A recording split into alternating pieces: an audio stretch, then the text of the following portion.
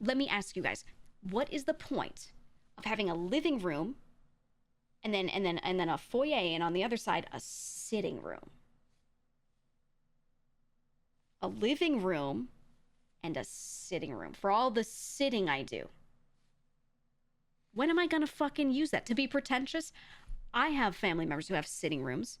The living room is the one with the TV and the fireplace in it. The sitting room is the one with the furniture that you rarely touch. Extra fancy looking, and the only time it gets used is for holidays.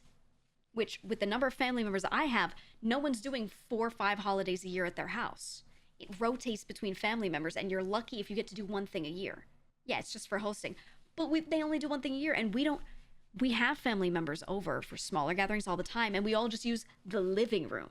Or everyone stands around the kitchen. Fuck it, you don't need either of those rooms. Everyone stands around the kitchen island and picks at the food, while all their aunts and uncles and moms are like, stop doing that. We're eating in 30 minutes. Stop doing that. And then we sit around and do that in the kitchen for like hours before we eat. We don't need any of these rooms. Put a couch in the kitchen. Fuck it. We don't need anything else. So why are we doing this? Why are we doing this? Why do we have a sitting room? Why do we have a sitting room? I don't get it. It's for those really ugly fancy couches where it has wood scroll work around the edge. It's all carved. And when you have to clean it, you can't just dust it with a duster because it has too many nooks and crannies. So you have to get a rag and you have to spray it with Pledge, and it smells like lemon. And then you get in all the edges and you polish all the wood shit. It's the worst.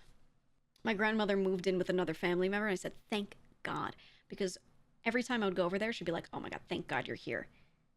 Thank God you're here. I need you to polish the furniture. Oh my God. Every time she'd hand me a rag and she'd be like, thank goodness.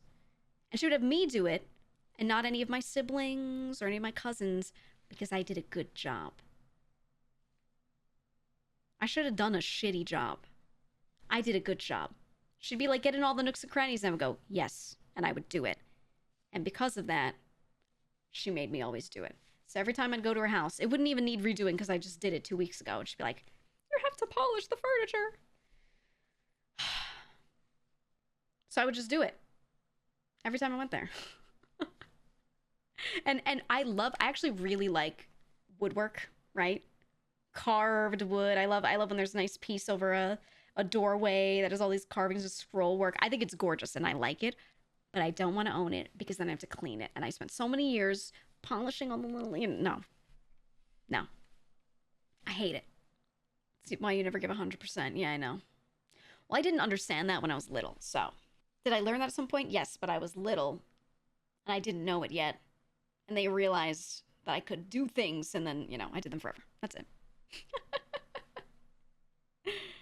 It's terrible. I think she thinks you like to do this. No, I told her. That's the thing, is I was very, always very honest with family members. And I would go to her and I would say, why don't you make someone else do it? You make me do this every time. It's pissing me off. And she would go, well, you do the best job at it. And I said, you have to do it. And I go, and I wouldn't say no. We don't do that in my family. But I go, no. You're allowed to argue your point, but you can't just be like, no. For something like that. Exploitable child labor. Do you know what child labor is? You think cleaning something in a home is child labor? If you're the kind of person who doesn't let a child clean a lot, that kid's gonna grow up with no discipline, and they're gonna watch TikTok on their phone all day. And then when you're like, why don't you pick up your clothes off the floor? They're gonna be like, oh, I know, Mom, I'm gonna do it later. And then they never do it. And then when they go to college, they have the messiest room and they feel guilty about it. And they're like, why can't I clean my room? I can't bring myself to clean my room. And then they realize that they should have listened when they were younger. And then they doom spiral about that for the next 40 years. So, I'm just saying, you should make your kids clean stuff. And if it's a family member, some kid in the family, and you're not their parent, and they're like standing around in the kitchen at your home, and you're trying to cook because it's holiday time, you should go, chop the garlic. Find some stupid little job for them to do. Every time. Make them do something.